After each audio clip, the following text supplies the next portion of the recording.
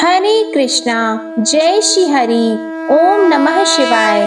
प्रिय भक्तजनों, आज गुरुवार के दिन आप बृहस्पति देव की बड़ी ही दुर्लभ कथा सुनेंगे। इस कथा को सुनने से भक्तों की सभी मनोकामनाएं भगवान बृहस्पति देव की कृपा से पूर्ण हो जाती हैं। तो आइए बड़ी ही श्रद्धा और प्रसन्न चित्त मन से इस कथा को सुनते हैं। भारतवर्ष में एक प्रतापी और दानी राजा राज्य करता था।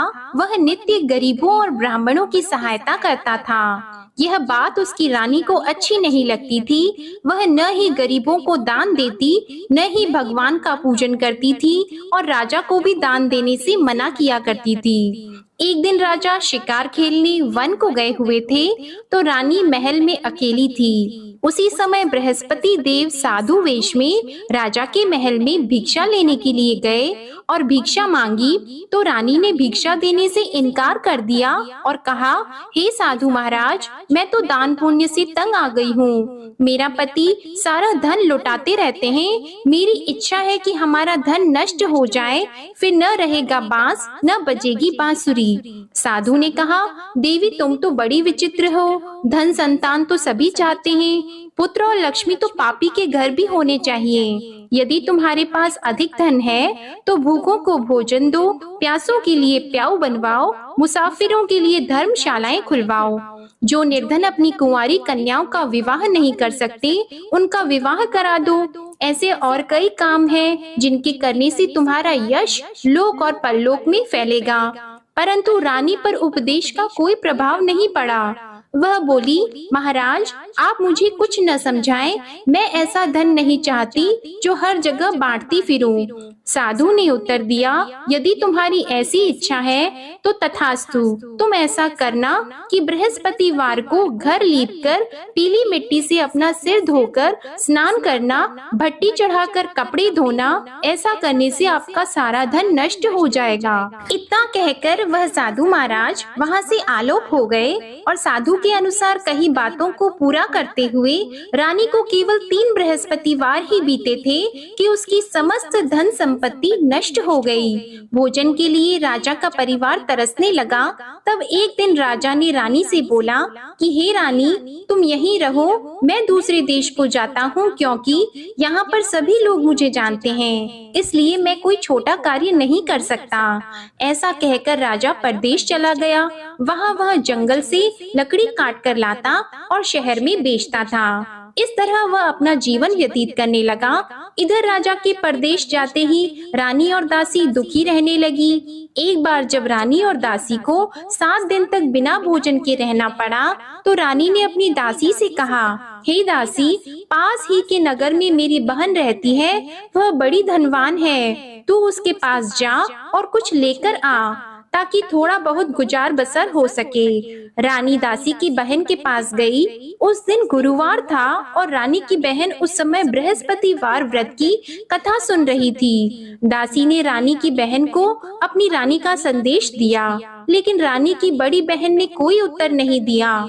जब दासी को रानी की बहन से कोई उत्तर नहीं मिला, तो वह बहुत दुखी हुई और उसे क्रोध भी आया।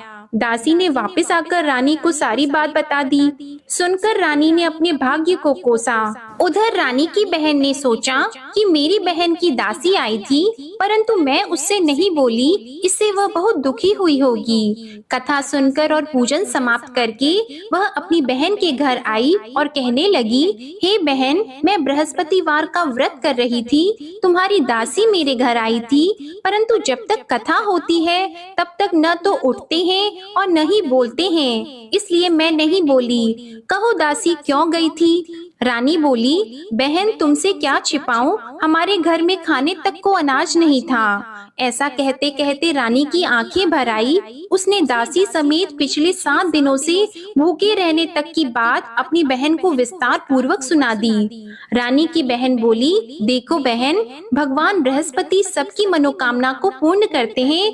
देखो शायद तुम्हारे घर में अनाज रखा हो। पहले तो रानी को विश्वास नहीं हुआ, पर बहन के आग्रह करने पर उसने अपनी दासी को अंदर भेजा तो उसे सचमुच अनाज से भरा एक घड़ा मिल गया। यह देखकर दासी को बड़ी हैरानी हुई। दासी रानी से कहने लगी, हे रानी, जब हमको भोजन नहीं मिलता तो हम व्रत ही तो करते हैं, इसलिए क्यों न इनसे व्रत और कथा की विधि पूछ ली जाए ताकि हम भी व्रत कर सकें। तब रानी ने अपनी बहन से बृहस्पतिवार व्रत के बारे में पूछा।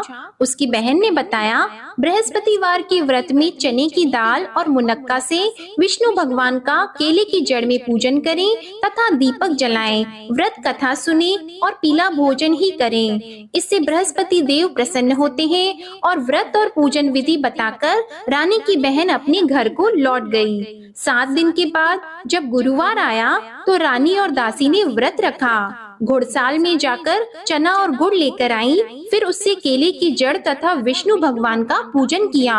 अब पीला भोजन कहाँ से आए, इस बात को लेकर दोनों बहुत दुखी थी। क्योंकि उन्होंने व्रत रखा था, इसलिए बृहस्पति देव उनसे प्रसन्न थे। इसलिए वे एक साधारण व्यक्ति का रूप धारण करके 2 थालों में सुंदर पीला भोजन दासी को दे गए। भोजन पाकर दासी बहुत प्रसन्न हुई और फिर रानी के साथ मिलकर भोजन ग्रहण किया। उसके बाद वे सभी गुरुवार को व्रत और पूजन करने लगी। बृहस्पति भगवान की कृपा से उनके पास फिर से धन संपत्ति आ गई, परंतु रानी फिर से पहले की तरह आलस्य करने लगी। तब दासी बोली, देखो रानी, तुम पहले भी इस प्रकार आलस्य करती थी, तुम्हें धन रखने में कष्ट होता था, इस कारण सभी धन नष्ट हो गया, और अब जब भगवान बृहस्पति की कृपा से धन मिला है तो तुम्हें फिर से आलस्य होता है। रानी को समझाते हुए दासी कहती हैं कि बड़ी मुसीबतों के बाद हमने यह धन पाया है, इसलिए हमें दान पुण्य करना चाहिए, भूखे मनुष्यों को भोजन कराना चाहिए और धन को शुभ कार्यों में खर्च करना चाहिए, जिससे तुम्हारे कुल का यश बढ़ेगा, स्वर्ग की प्राप्ति होगी और पितृ प्रसन्न होंगे। दासी की बात मानकर रानी अपना धन शुभ कार्यों में खर्च करने लगी, जिससे पूरे नगर में उसका यश फैलने लगा। उधर एक दिन राजा दुखी होकर जंगल में एक पेड़ के नीचे आसन जमाकर बैठ गया। वह अपनी दशा को याद करके व्याकुल होने लगा। बृहस्पतिवार का दिन था। एकाएक उसने देखा कि निर्जन वन में एक साधु प्रकट हुए। वह साधु वेश में स्वयं बृहस्पति देवता थे। लकड़हारे के सामने आकर बोले, हे लकड़हारे, इस सुनसान जंगल में तू इतना चिंता मग्न क्यों बैठा है? लकड़हारे ने दोनों हाथ जोड़कर प्रणाम किया और उत्तर दिया, महात्मा जी, आप सब कुछ जानते हैं, मैं क्या कहूँ। यह कहकर रोने लगा और साधु को अपनी आत्मकथा सुनाई। महात्मा जी ने कहा, तुम्हारी स्त्री ने बृहस्पतिवार के दिन बृहस्पति भगवान का निरादर किया है, जिसके कारण रुष्ट होकर उन्होंने तुम्हारी यह दशा कर दी। अब तुम चिंता को दूर करके मेरे कहने पर चलो तो तुम्हारे सब कष्ट दूर हो जाएंगे और भगवान पहले से भी अधिक संपत्ति देंगे। तुम बृहस्पति के दिन कथा किया करो, 2 पैसे के चने मुनक्का लाकर उसका प्रसाद बनाओ और शुद्ध जल से लोटे में शक्कर मिलाकर अमृत तैयार करो। कथा के पश्चात अपने सारे परिवार और सुनने वाले प्रेमियों में अमृत व प्रसाद को बांटकर खुद भी ग्रहण करो। ऐसा करने से भगवान तुम्हारी सब मनोकामनाएं पूरी करेंगे। साधु के ऐसे वचन सुनकर लकड़हारा बोला, हे प्रभु, मुझे लकड़ी बेचकर इतना पैसा नहीं मिलता जिससे भोजन के उपरांत कुछ बचा सकूं। मैंने रात्रि में अपनी स्त्री को व्याकुल देखा है, मेरे पास कुछ भी नहीं जिससे मैं उसकी खबर मंगा सकूं। साधु ने कहा, हे लकड़हारी, तुम किसी बात की चिंता मत करो। बृहस्पतिवार के दिन तुम रोजाना की तरह लकड़ियां लेकर शहर को जाओ। तुमको रोज से दुगना धन प्राप्त होगा, जिससे तुम भली भांति भोजन कर लोगे और बृहस्पति देव की पूजा का सामान भी आ जाएगा। इतना कहकर साधु अंतर ध्यान हो गए। धीरे धीरे समय व्यतीत होने पर फिर वही बृहस्पतिवार का दिन आया। लकड़हारा जंगल से लकड़ी काटकर किसी शहर में बेचने गया। उसे उस दिन और दिन से अधिक पैसा मिला। राजा ने चना गुड़ आदि लाकर गुरुवार का व्रत किया। उस दिन से उसके सभी क्लेश दूर हो गए, परंतु जब दोबारा गुरुवार का दिन आया तो बृहस्पतिवार का व्रत करना भूल गया। इस कारण बृहस्पति भगवान नाराज हो गए। उस दिन उस नगर के राजा ने विशाल यज्ञ का आयोजन किया था तथा शहर में ये घोषणा करा दी कि कोई भी मनुष्य अपने घर में भोजन न बनवाए, न आग जलाए। समस्त जनता मेरे यहाँ भोजन करने आए। इस आज्ञा को जो न मानेगा उसे फांसी की सजा दी जाएगी। इस तरह की घोषणा संपूर्ण नगर में करवा दी गई। राजा की आज्ञा के अनुसार शहर के सभी लोग भोजन करने गए, लेकिन लकड़हारा कुछ देर से पहुंचा, इसलिए राजा उसको अपने साथ घर लेके गए और ले जाकर भोजन करा रहे थे तो रानी की दृष्टि उस खूंटी पर पड़ी जिस पर उसका हार लटका हुआ था। वह वहाँ पर दिखाई नहीं दिया। रानी ने निश्चय किया कि मेरा हार इस मनुष्य ने चुरा लिया है। उसी समय सिपाहियों को बुलाकर उसको कारागार में डलवा दिया। जब लकड़हारा कारागार में पड़ गया और बहुत दुखी होकर विचार करने लगा कि न जाने कौन से पूर्व जन्म के कर्म से मुझे यह दुख प्राप्त हुआ है, और उसी साधु को याद करने लगा जो कि जंगल में मिला था। उसी समय तत्काल बृहस्पति देव साधु के रूप में प्रकट हुए और उसकी दशा को देखकर कहने लगे, अरे मूर्ख, तूने बृहस्पति देव की कथा नहीं करी, इस कारण तुझे दुख प्राप्त हुआ है। अब चिंता मत कर, बृहस्पतिवार के दिन कारागार के दरवाजे पर 4 पैसे पड़े मिलेंगे, उनसे तू बृहस्पति देव की पूजा करना, तेरे सभी कष्ट दूर हो जाएंगे। बृहस्पतिवार के दिन उसे 4 पैसे मिले। लकड़हारे ने कथा कही। उसी रात्रि को बृहस्पति देव ने उस नगर के राजा को स्वप्न में कहा, हे राजा, तुमने जिस आदमी को कारागार में बंद कर दिया है वह निर्दोष है, वह राजा है, उसे छोड़ देना। रानी का हार उसी खूंटी पर लटका है, अगर तू ऐसा नहीं करेगा तो मैं तेरे राज्य को नष्ट कर दूंगा। इस तरह रात्रि के स्वप्न को देखकर राजा प्रातः काल उठा और खूंटी पर हार देखकर लकड़हारे को बुलाकर क्षमा मांगी और लकड़हारे को योग्य सुंदर वस्त्र आभूषण देकर विदा कर दिया। बृहस्पति देव की आज्ञा के अनुसार लकड़हारा अपने नगर को चल दिया। राजा जब अपने नगर के निकट पहुंचा तो उसे बड़ा आश्चर्य हुआ। नगर में पहले से अधिक बाग, तालाब, कुएं तथा बहुत सी धर्मशाला, मंदिर आदि बन गई हैं। राजा ने पूछा, यह किसका बाग और धर्मशाला है? तब नगर के सब लोग कहने लगे, यह सब रानी और बंदी के हैं। तो राजा को आश्चर्य हुआ और गुस्सा भी आया। जब रानी ने यह खबर सुनी कि राजा आ रहे हैं तो उन्होंने दासी से कहा, हे दासी, देख राजा हमको कितनी बुरी हालत में छोड़ गए थे, हमारी ऐसी हालत देखकर वह लौट न जाएं, इसलिए तू दरवाजे पर खड़ी हो जा। आज्ञा के अनुसार दासी दरवाजे पर खड़ी हो गई। राजा आए तो उन्हें अपने साथ लेकर आई। तब राजा ने क्रोध करके अपनी रानी से पूछा कि यह धन तुम्हें कैसे प्राप्त हुआ है? तब उन्होंने कहा, हमें यह सब धन बृहस्पति देव के इस व्रत के प्रभाव से प्राप्त हुआ है। राजा ने निश्चय किया कि 7 रोज बाद तो सभी बृहस्पति देव का पूजन करते हैं, परंतु मैं प्रतिदिन दिन में 3 बार कहानी और रोज व्रत किया करूंगा। अब हर समय राजा के दुपट्टे में चने की दाल बंधी रहती और दिन में 3 बार कहानी कहते। एक रोज राजा ने विचार किया कि चलो अपनी बहन के यहाँ हो आवे। इस तरह निश्चय करके राजा घोड़े पर सवार होकर अपनी बहन के यहाँ को चलने लगा। मार्ग में उसने देखा कि कुछ आदमी एक मुर्दे को लिए जा रहे हैं। उन्हें रोककर राजा कहने लगा, अरे भाइयों, मेरी बृहस्पति देव की कथा सुन लो। वे बोले, लो हमारा तो आदमी मर गया है, इसको अपनी कथा की पड़ी है। परंतु कुछ आदमी बोले, अच्छा कहो, हम तुम्हारी कथा भी सुनेंगे। राजा ने दाल निकाली और जब कथा आधी हुई थी कि मुर्दा हिलने लग गया, और जब कथा समाप्त हो गई तो राम राम करके मनुष्य उठकर खड़ा हो गया। आगे मार्ग में उसे एक किसान खेत में हल चलाता मिला तो राजा ने उसे देखकर बोला, अरे भैया, तुम मेरी बृहस्पतिवार की कथा सुन लो। किसान बोला, जब तक मैं तेरी कथा सुनूंगा तब तक 4 हरैया जोत लूंगा, जा अपनी कथा किसी और को सुनाना। इस तरह राजा आगे चलने लगा। राजा के हटते ही बैल पछाड़ खाकर गिर गए और किसान के पेट में बड़ी जोर का दर्द होने लगा। उस समय उसकी माँ रोटी लेकर आई और उसने जब यह देखा तो अपने पुत्र से सब हाल पूछा और बेटे ने सभी हाल कह दिया। तो बुढ़िया दौड़ी दौड़ी उस घुड़सवार के पास गई और उससे बोली कि मैं तेरी कथा सुनूंगी, तू अपनी कथा मेरे खेत पर चलकर ही कहना। राजा ने बुढ़िया के खेत पर जाकर कथा कही, जिसके सुनते ही वह बैल उठकर खड़े हुए तथा किसान के पेट का दर्द भी बंद हो गया। राजा अपनी बहन के घर पहुंचा। बहन ने भाई की खूब मेहमानी की। दूसरे रोज प्रातः काल राजा जगा तो वह देखने लगा कि सब लोग भोजन कर रहे हैं। राजा ने अपनी बहन से कहा, ऐसा कोई मनुष्य है जिसने भोजन नहीं किया हो? मेरे बृहस्पतिवार की कथा सुन ले।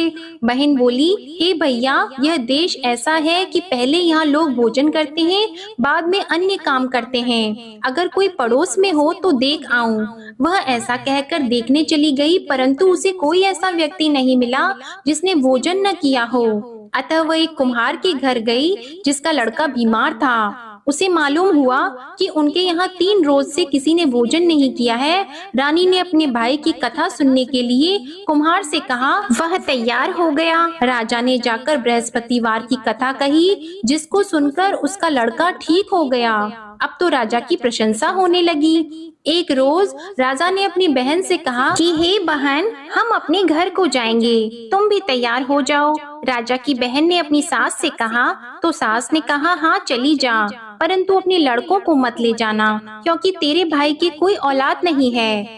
बहन ने अपने भैया से कहा, हे भैया, मैं तो चलूंगी पर कोई बालक नहीं चलेगा।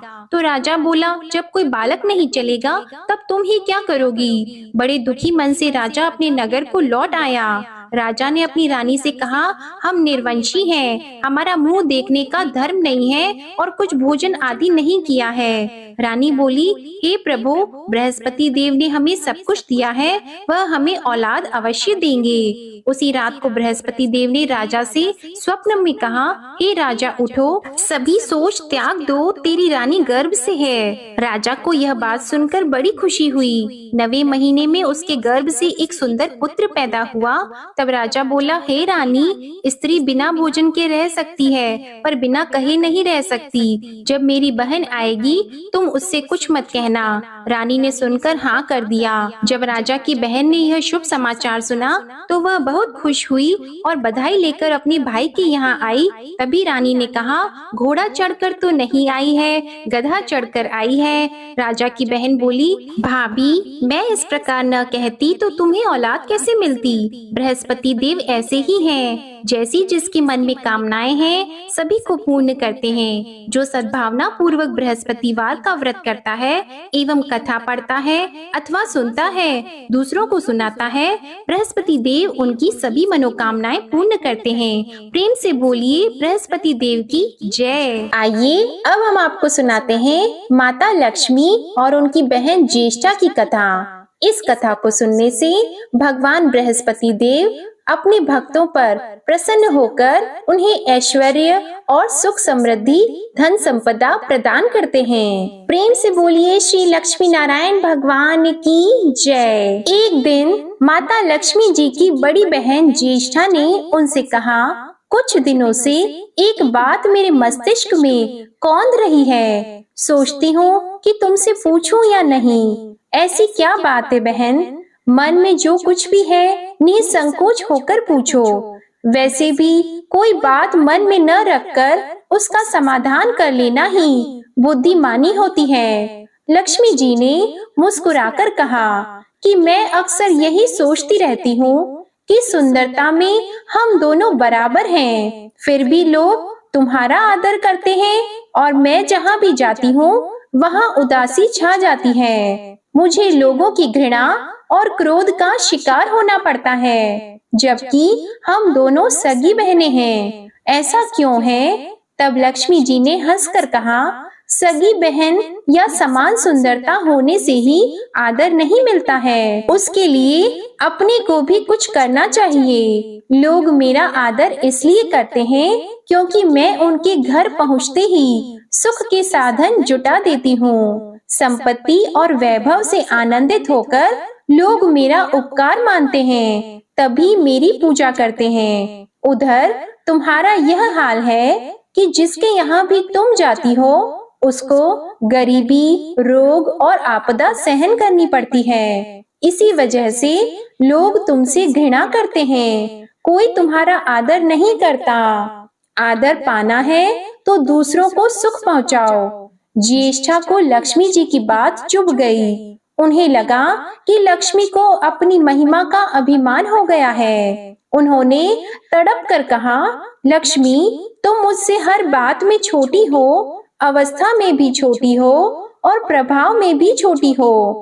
मुझे उपदेश देने का भी विचार न करो। अगर तुम्हें अपने वैभव का अहंकार है, तो मेरे पास भी अपना एक प्रभाव है। मैं जब अपनी पर आ जाऊं, तो तुम्हारे करोड़पति भक्त को भी पल भर में भिखारी बना दूं। लक्ष्मी जी को हंसी आ गई और वे कहने लगी, बहन, तुम बड़ी हो, इसलिए कुछ भी कह लो, लेकिन जहाँ तक प्रभाव की बात है, मैं तुमसे कम नहीं हूँ। जिसको तुम भिखारी बनाओगी, उसे मैं दूसरे दिन ही रंक से फिर राजा बना दूंगी। मेरी महिमा का अभी तुम्हें पता ही कहाँ है, और तुम्हें भी मेरी महिमा का पता ही नहीं है। जिसकी तुम सहायता करोगी, उसे मैं दाने दाने के लिए भी मोहताज कर दूंगी। देखो बहन, दाने दाने के लिए तो तुम उसे मोहताज कर सकती हो, जिससे मैं रूठ जाऊं। जिसके सिर पर मेरा वरद हस्त न हो, उसका तुम कुछ भी बिगाड़ सकती हो, परंतु जिस पर मेरी कृपा दृष्टि है, उसका कोई भी बाल तक बांका नहीं कर सकता। अगर तुम अपना प्रभाव दिखाने को इतनी ही उतावली हो रही हो, तो कल अपना प्रभाव दिखाकर देख लेना। ठीक है, बोलो कहाँ चलें? दूर क्यों जाएं? पास ही अनुराधापुर है, उसमें एक ब्राह्मण रहता है, दीनानाथ। वह रोज मंदिर में पूजा करने जाता है और मेरा पक्का भक्त है। उसी पर हमें अपनी अपनी महिमा दिखानी है। ज्येष्ठा को बहुत ही ताव आ गया। उन्होंने हाथ झटक कर कहा, ठीक है, और चली गई। लक्ष्मी जी वहीं खड़ी खड़ी बहन के क्रोध और अहंकार पर मुस्कुराती रहीं। दूसरे दिन दोनों बहनें अनुराधापुर के विष्णु मंदिर में पहुंची। उन्होंने अपना वेश बदल रखा था। साधारण स्त्रियों की तरह वे दोनों मंदिर के द्वार पर बैठ गईं। लोगों ने देखा अवश्य, किंतु किसी ने उनकी ओर खास ध्यान नहीं दिया। ध्यान देने वाली कोई खास बात थी भी नहीं। वह मंदिर था और वहाँ हर रोज दीन दुखी आते जाते रहते थे। वहाँ आने वाले सभी किसी न किसी परेशानी में घिरे रहते थे। फिर भला उन्हें किसी दूसरे की परेशानी से सरोकार हो सकता था? थोड़ी देर बाद वहाँ दीनू पंडित आया। दोनों बहनों की नजरें उस पर जम गईं। पूजा करके जब वह लौटने लगा, तो ज्येष्ठा ने कहा, लक्ष्मी, वह तुम्हारा भक्त आ रहा है, बन पड़े तो कोई सहायता करो। हाँ करती हूँ, कहकर लक्ष्मी जी ने एक पोला बांस दीनू के रास्ते में रख दिया, जिसमें मोहरें भरी हुई थी। ज्येष्ठा ने बांस को छूकर कहा, अब तुम मेरा प्रभाव भी देख लेना। पूजा करके लौट रहे दीनू ने रास्ते में पड़ा हुआ वह बांस का टुकड़ा उठा लिया। उसका विचार था कि वह किसी काम आ जाएगा। घर में 100 जरूरतें होती हैं। अभी वह पंडित कुछ आगे ही बढ़ा था कि उसे एक लड़का मिला। लड़के ने पहले पंडित जी से राम राम की, फिर बड़ी ही नम्रता से बोला, पंडित जी, मुझे अपनी चारपाई के लिए बिल्कुल ऐसा ही बांस चाहिए। दादाजी ने यह कहकर भेजा है कि जाओ बाजार से ले आओ। ऐसा बांस पंडित जी कहाँ मिलेगा? दीनू ने कहा, मैंने मोल नहीं लिया, रास्ते में पड़ा था सो उठा लाया। लो, तुम्हें जरूरत है तो तुम ही रख लो, वैसे बाजार में 1 रुपए से कम का नहीं है। तब लड़के ने चवन्नी देते हुए कहा, मगर मेरे पास तो यह चवन्नी ही है पंडित जी, अभी तो आप इसे ही रखिए, बाकी 12 आने शाम को दे जाऊंगा। पंडित जी खुश थे कि बिना किसी हील हुज्जत के रुपया कमा लिया। दीनू पंडित ने चवन्नी लेकर बांस लड़के को दे दिया और वह चवन्नी अपनी डोलची में रख दी। मंदिर के पास खड़ी दोनों देवियां यह सारी लीला देख रही थीं। तो ज्येष्ठा ने कहा, लक्ष्मी, देखा तुमने, तुम्हारी इतनी सारी मोहरें मात्र एक चवन्नी में बिक गईं। और अभी क्या, यह चवन्नी भी तुम्हारे भक्त के पास नहीं रुकेगी। चलो उसके पीछे चलते हैं और देखते हैं क्या होता है। दोनों बहनें दीनू के पीछे पीछे चलने लगी। एक तालाब के पास दीनू ने डोलची रख दी और कमल के फूल तोड़ने लगा। उसी बीच एक चरवाहे का लड़का आया और डोलची में रखी हुई चवन्नी लेकर भाग गया। दीनू को पता ही नहीं चला। फूल तोड़कर वह अपने घर चलने लगा। इतने में वही लड़का आता हुआ दिखाई दिया जिसने चवन्नी देकर उससे बांस ले लिया था। करीब आकर वह बोला, पंडित जी, यह बांस तो बहुत वजनी है। दादाजी ने कहा है कि कोई हल्का बांस चाहिए, इसकी चारपाई ठीक न होगी। यह लीजिए, आप अपना बांस वापस ले लीजिए। कहकर उसने बांस पंडित जी के हवाले कर दिया। दीनू ने बांस ले लिया, लेकिन चवन्नी तो डोलची में थी ही नहीं। तब उसने कहा, बेटा, चवन्नी तो कहीं गिर गई, तुम मेरे साथ घर चलो, वहाँ दूसरी दे दूंगा। इस समय मेरे पास एक भी पैसा नहीं है, तब आप जाइए, मैं शाम को आकर घर से ले लूंगा। यह कहकर लड़का अपनी राह लौट गया। बांस फिर से पंडित जी के ही पास आ गया और लक्ष्मी जी हौले से मुस्कुराई। उनको इस प्रकार मुस्कुराते देखकर ज्येष्ठा मन ही मन जल उठी। वह बोली, अभी तो खेल शुरू ही हुआ है, देखती चलो मैं इसे कैसे तिगनी का नाच नचाती हूँ। दीनू बेचारा इन सब बातों से बेखबर अपनी ही धुन में आगे बढ़ा चला जा रहा था। उसे क्या पता था कि वह शतरंज का मोहरा बना हुआ है। वह तो धूप छांव की भांति दोनों बहनों का प्रभाव सहता चुपचाप चला जा रहा था। आगे चलकर गांव का एक अहीर मिला। उसने दीनू को चवन्नी वापस करते हुए बताया, पंडित जी, मेरा लड़का आपकी डोलची से यह चवन्नी उठा लाया था। यह बड़ा ही शैतान है। मैं आपकी वही चवन्नी लौटाने आया हूँ। हो सके तो उस शैतान को माफ कर दीजिएगा। दीनू ने आशीर्वाद देकर चवन्नी ले ली और प्रसन्न मन से उस लड़के को पुकारने लगा, जो शाम को घर आकर चवन्नी लेने की बात कहकर लौटा जा रहा था। आवाज सुनकर लड़का लौट आया। अपनी चवन्नी वापस पाकर वह भी प्रसन्न हो गया। दीनू पंडित निश्चिंत मन से घर की ओर बढ़ने लगा।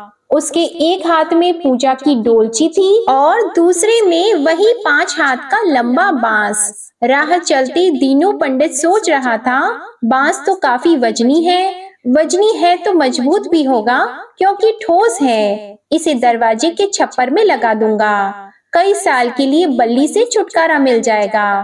तब ज्येष्ठा को उसके विचार पर क्रोध आ गया। लक्ष्मी जी के प्रभाव से दीनू को लाभ होता देखकर वह मन ही मन बुरी तरह जली जा रही थी। जब उन्होंने देखा कि पंडित का घर करीब आ गया है, तो कोई उपाय न पाकर उन्होंने दीनू को मारने डालने का विचार किया।